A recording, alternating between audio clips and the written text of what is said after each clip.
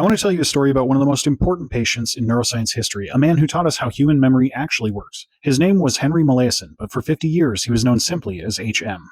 In 1953, Henry had a small region of his medial temporal lobe surgically removed to treat severe epilepsy, specifically his hippocampi, his amygdalae, nearby entorhinal cortex, and his parahippocampal gyrus. The good news is that his seizures improved. The bad news is that he woke up unable to form new long-term declarative memory. He was able to recall memories from childhood and everything leading up to his surgery, but anything new was gone within minutes. This was a breakthrough that changed neuroscience forever. Before HM, scientists thought that memory was a single system spread across the brain. Henry proved that it's actually a collection of different systems. We now know that the hippocampus is essential for forming new declarative memory. That means new facts, events, experiences, anything that you can consciously recall. If the hippocampus can't consolidate it, it doesn't stick.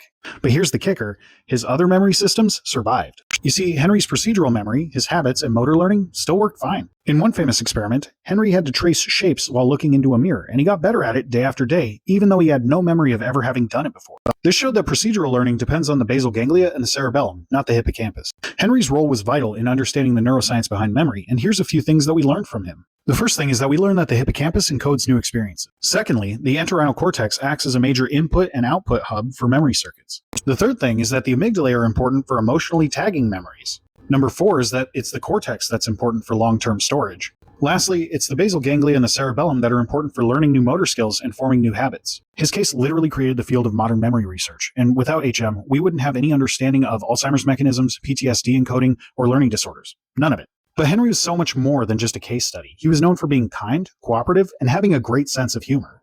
Caregivers described him as gentle, polite, and upbeat, despite the challenges of perpetually living in the present. There are even anecdotal reports from researchers that he occasionally surprised staff by holding information into his short-term memory longer than expected, long enough to make them laugh or think he had suddenly regained his memory. Supposedly, he held onto the name of one of his attending staff for over an hour, and when they returned to check on him, he said, "Hi, so-and-so," and they about lost it. They went and found somebody else to bring them back and show them evidence that HM's memory had returned, only to find HM saying, "Who are you?" Despite everything he had been through, he still had a good enough sense of humor to play tricks on the staff. So yes, one man's story revealed the blueprint of human memory.